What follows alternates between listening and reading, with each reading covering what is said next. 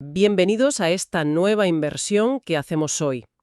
Tenemos sobre la mesa un material que, bueno, a primera vista podría parecer muy de nicho, pero que esconde unas ideas de una profundidad que nos tocan a todos, la verdad.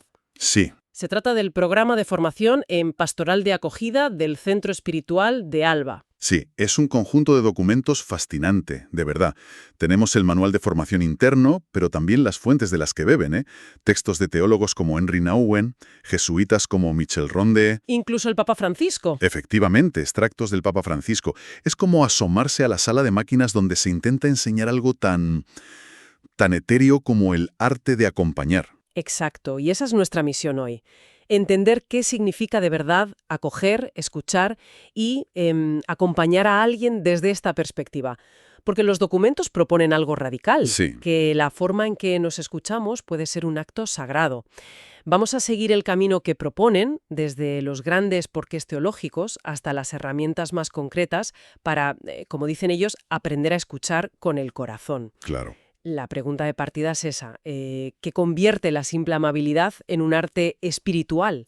Pues a ver, ahí está la clave de todo el programa. El fundamento que presentan no es sociológico, no, es teológico. La acogida no es un simple gesto de buena educación, es una expresión directa del mandamiento del amor. Ah, vale. Y para explicarlo, se remiten a toda la tradición bíblica. Piensan en Abraham, que acoge a 3 desconocidos junto a su tienda, y sin saberlo está acogiendo a enviados de Dios. O en Jesús, que se autoinvita a casa de Zaqueo, un personaje... Un personaje público despreciado, sí. Exacto, por todos. O sea, que no es solo ser educado con las visitas. La idea de fondo es que al abrir la puerta de tu casa, o de tu corazón, podrías estar recibiendo algo o a alguien que te trasciende. Es una idea muy potente, la verdad. Esa es la médula del asunto. La tesis es que Dios se revela en esa relación, tanto en el que abre la puerta como en el que llama a ella. Claro. Por eso, el modelo absoluto que proponen es Jesús. El manual no se cansa de repetir su método. Se acercaba a los excluidos, a los que la sociedad había puesto en los márgenes, y su primer gesto era siempre acoger. Siempre. Escuchaba su historia antes de pronunciar una palabra, amaba a la persona antes de señalar el error. Su mesa, dicen los textos, no era un tribunal, sino un espacio de sanación. La acogida se convierte así en el rostro visible de la misericordia. Francisco, que se incluyen sobre todo de su exhortación Evangelio Gaudium, ahí es donde esta idea explota, vamos. Totalmente. Habla de una iglesia con las puertas abiertas, que no se atrinchera. Y hay una cita que es una bomba. Dice: prefiero una iglesia accidentada, herida y manchada por salir a la calle antes que una iglesia enferma por el encierro y la comodidad de aferrarse a las propias seguridades. Es que es una imagen potentísima, vamos. Rompe con la idea de una institución pulcra, intocable, y fíjate que de ahí tiran de otro hilo, el de la iglesia como hospital de campaña. Sí, lo mencionan mucho. Es una metáfora que recorre todo el material. En un hospital de campaña, en medio de la batalla, lo primero no es rellenar un formulario ni preguntar al herido de quién es la culpa, no. Lo primero es curar la herida. La acogida es esa primera cura de urgencia. Vale, el por qué está claro y es muy potente. Pero pasemos al cómo. Si no es una técnica, ¿cómo se prepara a alguien para esto? Hablan de cultivar una disposición interior. Y lo desglosan de una forma muy interesante, en 3 pilares espirituales que deben sostener a la persona que acoge. El primero, y para ellos el más importante, es el silencio interior. Ajá. La capacidad de acallar el propio ruido mental para poder realmente prestar atención. El segundo es la presencia atenta, que no es solo estar físicamente, sino mirar al otro con ternura, suspendiendo el juicio. Ya. Y el tercero es la disponibilidad amorosa, que es una forma de decir hacerse a un lado para que sea el Espíritu Santo el que actúe. Espera, detengámonos en el primero. Hablan de silencio interior como el pilar fundamental. Suena muy bien, pero en el mundo real, con el ruido mental que todos llevamos, ¿es realista? ¿Dan los documentos alguna pista práctica sobre cómo se cultiva ese silencio o se queda en un ideal bonito? Es una pregunta muy pertinente.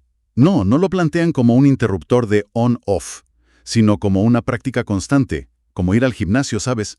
El manual insiste mucho en la vida de oración personal de la gente. Claro. No como un requisito, sino como la fuente de ese silencio.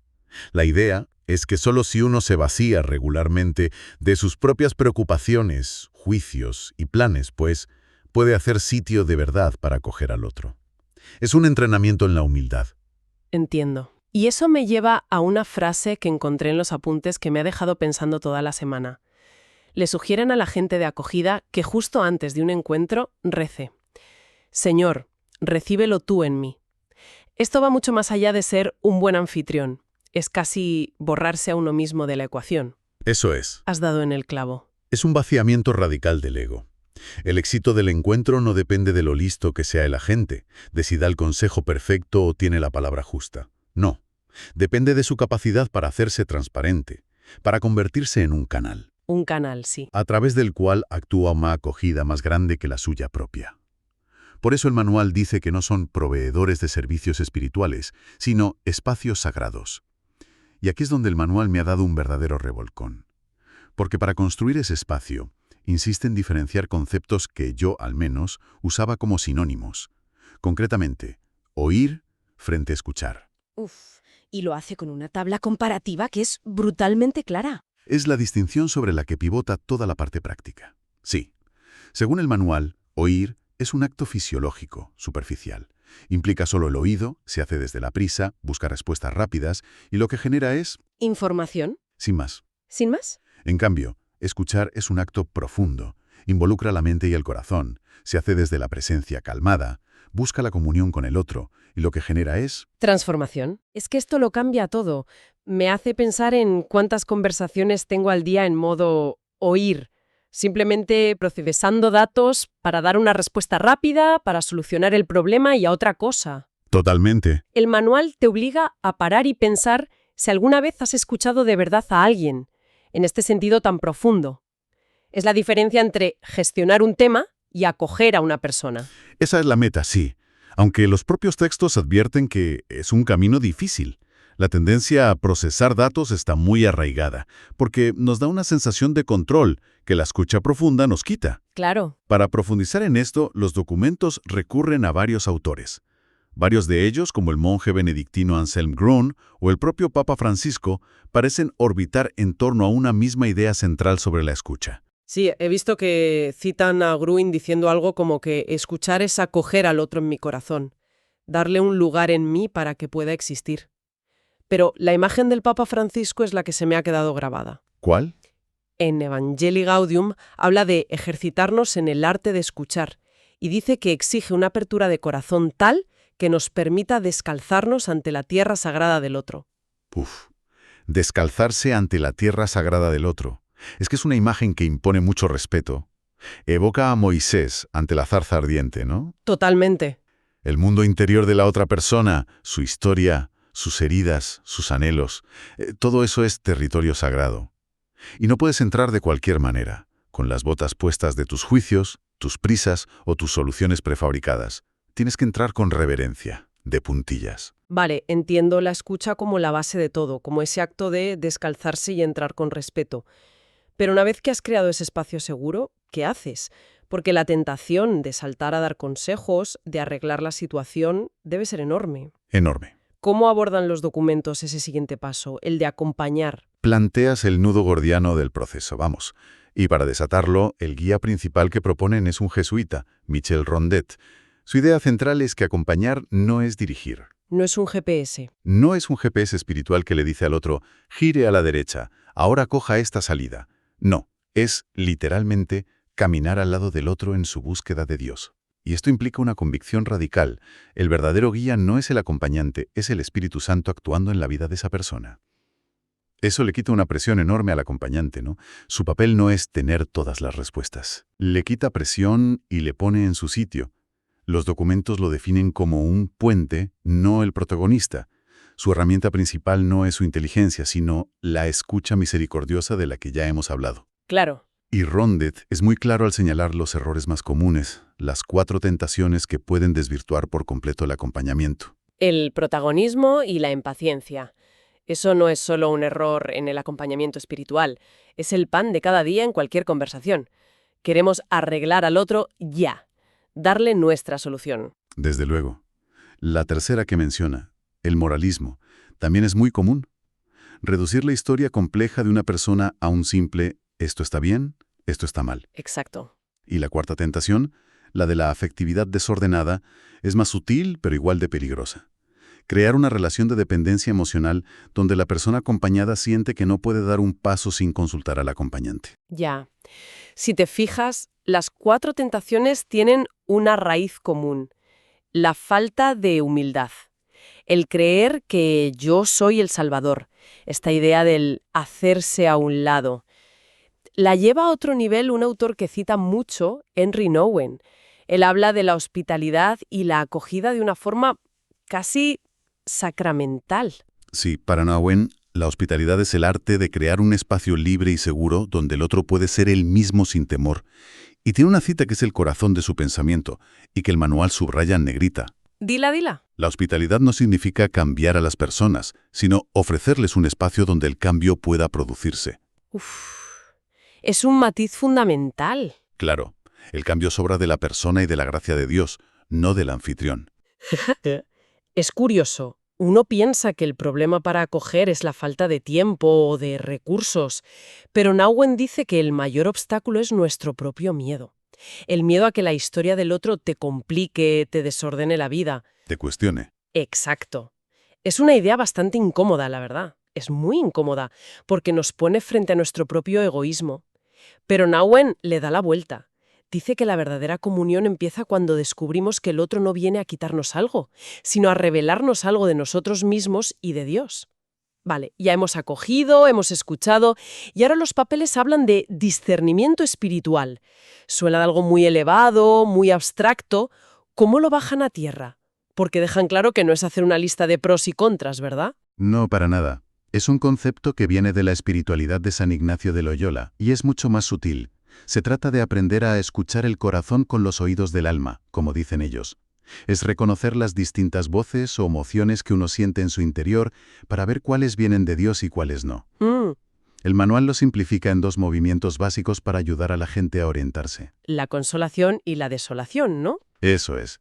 La consolación no es simplemente estar contento. Es un movimiento interior que se manifiesta como paz profunda, claridad, confianza, un aumento de la fe y el amor, un deseo de hacer el bien. Vale. Se interpreta como una señal de que uno va en la buena dirección, la que le acerca a Dios, y por otro lado está la desolación, que es lo contrario: oscuridad, confusión, miedo, tristeza, desconfianza, un sentimiento de estar separado de Dios. Ya. Se ve como una señal de que algo te está apartando del buen camino. Justo. Entiendo. Así que el acompañante no es un adivino que te dice, sientes paz, entonces Dios quiere que hagas esto, sino más bien una especie de espejo. Esa es la imagen perfecta. Que ayuda a ver lo que ya está pasando dentro de ti, a ponerle nombre a esas sensaciones para que tú puedas tomar tu decisión con más libertad. Exacto, ayuda a la persona a leer su propio mapa interior. Hay una cita del cardenal Martini que lo resume maravillosamente. En tiempos de confusión, la tentación es actuar rápido. El espíritu, en cambio, nos invita a detenernos, a mirar con ojos nuevos. Claro. El acompañante es quien ayuda a crear esa pausa para poder mirar de nuevo. Y todo este andamiaje teórico aterriza en el programa de formación concreto del Centro de Alba. Me parece increíble que el primer nivel sea la formación interior. O sea, antes de enseñarte a hablar con otros, te dicen, un momento, primero mira que tú por dentro. Sí. El lema es ser transformados antes de pretender transformar. Es empezar la casa por los cimientos, algo que a menudo se olvida. Es que es la única manera de que sea coherente. No puedes ofrecer un espacio de paz si por dentro él es un torbellino. No puedes ofrecer una escucha sin juicios si no has trabajado primero los tuyos. Claro. El segundo nivel, que llaman formación relacional, ya es donde entran las herramientas prácticas. Talleres de escucha activa, simulaciones de entrevistas. Es el aprender a escuchar con el corazón de Cristo. Y el tercero es la formación misionera, que busca que todo esto no se quede en un desarrollo personal, sino que se ponga al servicio de la comunidad. Buscan un perfil de agente que sea orante, humilde, discreto. Y comunitario, muy importante. Que no vaya por libre. Y todo este itinerario, el por qué, el cómo y la práctica, lo resumen en una imagen final que, según ellos, es el modelo perfecto de acompañamiento. ¿Cuál es? El pasaje de los discípulos de Emaús del Evangelio de Lucas. Es fascinante cómo lo desglosan. Sí, es la historia de 2 seguidores de Jesús que huyen de Jerusalén tras la crucifixión, totalmente hundidos, y Jesús resucitado se les une en el camino. Lo primero que hace, y aquí conecta con todo lo que hemos hablado, es caminar con ellos y preguntarles, ¿de qué vais hablando? Les deja volcar toda su frustración, toda su tristeza. Escucha. Exacto. No empieza con un ánimo, que he resucitado. Primero, escucha su dolor. Después, solo después, les ayuda a releer su propia historia a la luz de las Escrituras. Les da un nuevo sentido a su sufrimiento. Ajá. Luego, el tercer paso. Comparte el pan con ellos, un gesto de comunión íntima. Y aquí viene lo más importante. Justo cuando le reconocen, el texto dice que Jesús desapareció de su vista. Se retira, y lo que más me impacta es ese final. No se queda para ser el centro de atención, para recibir aplausos. Cumple su misión y se va, dejándoles a ellos transformados y libres. Ahí está. Es el objetivo final del que hablaban. Hacer que la otra persona no dependa de ti. Ese es el núcleo del acompañamiento que describen. Una presencia que ilumina y sana, pero que al final sabe retirarse para no crear dependencia. Los deja libres y listos para volver a la comunidad. ¿Qué es lo que hacen? Vuelven a Jerusalén corriendo. Entonces, recapitulando, lo que proponen estos documentos va mucho más allá de un manual de buenas prácticas. La acogida pastoral es una vocación espiritual que te pide, primero, transformarte a ti mismo. Sí, sin duda. Se trata de vaciarse del ego para crear espacios de libertad y escucha, de caminar al lado del otro sin dirigirle, confiando en que el verdadero guía es otro. Sí. Lo más revolucionario de estos textos para mí es la insistencia en que el primer evangelizado, el primer transformado, debe ser quien acoge. La formación no está diseñada para aprender a arreglar a otros, sino para configurar el propio corazón. Es un cambio de enfoque, totalmente. Supone un cambio de paradigma. Pasar de buscar la eficiencia pastoral, cuánta gente atiendes, cuántos problemas solucionas, a buscar la fecundidad del encuentro. Y son cosas muy distintas. Un encuentro puede no parecer eficiente, puede que no tenga resultados inmediatos, pero puede sembrar una semilla que dará fruto años después. Y todo esto, escuchándote, me deja con una pregunta que creo que va más allá del contexto puramente espiritual. A ver, ¿Cómo cambiarían nuestras relaciones más cotidianas, en el trabajo, en la familia, con los amigos, si aplicáramos, aunque fuera un poco, estos principios? ¿Qué pasaría si la próxima vez que alguien nos cuenta un problema, en lugar de saltar con nuestro consejo o nuestra solución, simplemente nos detuviéramos, nos descalzáramos metafóricamente y ofreciéramos una presencia atenta y un espacio seguro donde esa persona pudiera, ante todo, escucharse a sí misma? pues probablemente tendríamos un mundo con menos ruido, menos soluciones rápidas y quizá un poco más de comunión verdadera. Con esa reflexión nos quedamos. Gracias por acompañarnos en este análisis. Hasta la próxima.